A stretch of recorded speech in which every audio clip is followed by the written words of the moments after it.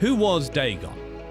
The Bible describes Dagon, also known as Dagon, as one of the oldest deities in Mesopotamia, with evidence dating back to 3000 BC. He was represented as a half-man, half-fish creature. Dagon was regarded as the father of all other gods, so he was widely worshipped in what we call the cradle of civilization, where farming is thought to have first started, also the area some call the Fertile Crescent. Dagon's statue looks like a gigantic man, and some representations of him have him looking like a merman, which is a human with fish features below the waist.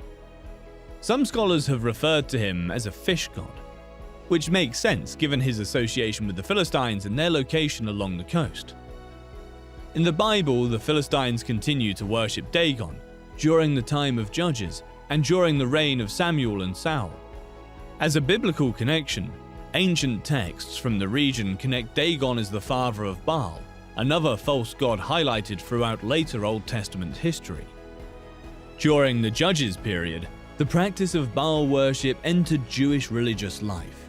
During the reign of Ahab, the practice of worshipping Baal grew across Israel, and it was also prevalent in Judah. The method of worshipping Baal had an impact on both nations. Dagon's son, Baal, was worshipped in various ways across the entire land. Dagon was similar to many other idols in that he personified natural forces that had supposedly produced all things. Throughout history, right into the days that we now live, humans have always been fascinated with demon-driven gods to do what looks extraordinary. This temptation hasn't been limited to the heathen that do not know God, but has also crept into the hearts of those who once loved and understood the God that made the seen or unseen world. This longing to seek gods often stems from greed, rebellion, or a soul that is too impatient and feels God is too slow for the supernatural change he desires. Psalms 16, 2-5. I said to the Lord, "You are my Lord. I have nothing besides you. As for the saints who are on the earth, they are the majestic ones. All my delight is in them." The pains of those who have acquired another god will be multiplied. I will not pour out their drink offerings of blood, nor will I take their names upon my lips. The Lord is the portion of my inheritance and my cup. You support my lot. What happened to Dagon in the Bible? There are two primary passages in the Old Testament that refer to Dagon. The story can be found in Judges chapter 16 as a component of the Samson narrative. God chose Samson to be one of the deliverers or judges, and he used his renowned power to triumph over Philistines at every stage of the conflict. The Philistines could not defeat him in combat, so they targeted his Achilles heel, his relationship with foreign women. The famed Delilah coaxed Samson's secret confession out of him and made him cut off his hair, leading him to be captive by the Philistines. As they worshipped Dagon and had a big party, they decided to humiliate Samson by putting out his eyes and making him work as an enslaved person. Clearly, this was part of their worship of Dagon. The nations went to war in polytheistic cultures. It was also understood that their gods fought, and the Old Testament confirms this in many passages with Israel and other cultures. With Samson, the Philistines were making a statement. Due to the capture of Samson, they believed Dagon had beaten Jehovah, Samson's god, and therefore Dagon was more potent than the God of Israel. Judges 16:25-30.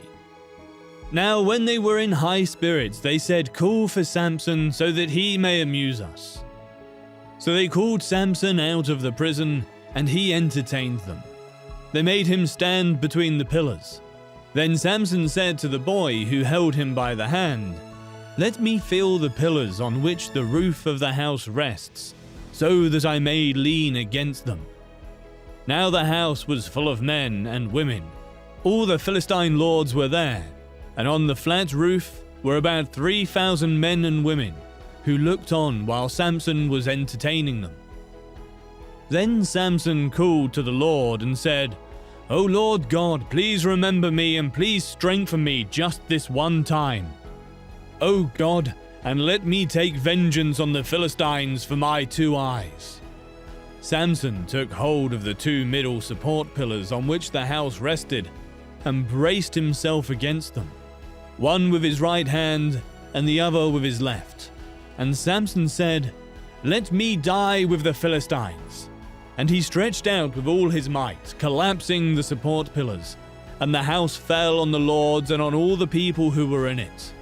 So the dead whom he killed at his death were more than those whom he had killed during his life. Samson's plea to God to help him destroy the Philistines makes sense. God's assistance was not about Samson so much as proving which God was more potent. 1 Samuel 5 is where we find the next instance of Dagon being dealt with. The sons of Eli, the priests, and commander of Israel were wicked religious men. Despite the fact that the Ark of the Covenant went into battle with Israel against the Philistines, God handed Israel a defeat as punishment. The Philistines succeeded in stealing the Ark of the Covenant from its previous owner. In a manner identical to that which has occurred with Samson, the Philistines brought the Ark into the temple of one of their city-states, Ashdod. 1 Samuel 5, 1-7, Amplified Bible. Then the Philistines took the Ark of God and they brought it from Ebenezer to Ashdod. They took the Ark of God and brought it into the house of Dagon and set it beside the image of Dagon, their chief idol. When the people of Ashdod got up early the next day, behold, Dagon had fallen on his face on the ground before the Ark of the Lord. So they took Dagon and returned him to his place. But when they got up early the next morning, behold, Dagon had again fallen on his face on the ground before the Ark of the Lord, and his head and both palms of his hands were lying cut off on the threshold. Only the trunk portion of the idol of Dagon was left on him. This is the reason neither the priests of Dagon nor any who enter Dagon's house step on the threshold of Dagon in Ashdod to this day. Then the hand of the Lord was heavy on the people of Ashdod, and he caused them to be dumbfounded and struck them with tumors, both Ashdod and its territory.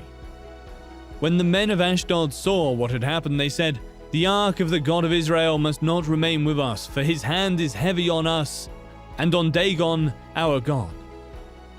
How was Dagon worshipped? Dagon was worshipped in temples that could be found all over Mesopotamia. According to the Bible, the cities of Beth-Dagon, Gaza, and Ashdod were home to some of the most important temples. He was worshipped by offering offerings and participating in feasts. His temple is destroyed. His image is laid prostrate before the Ark of God with his hands and face cut off, demonstrating that he is powerless to resist the God of the Israelites. There is a need to be cautious about what we let into our lives. Whether or not the Israelites worshipped Dagon is not mentioned in the Bible. However, we know they dabbled with Dagon's gods, Baal and Asherah, so we can assume that there is a little bit of Dagon thrown in there. It is essential to be highly cautious when dealing with innocuous things, as they can be very insidious.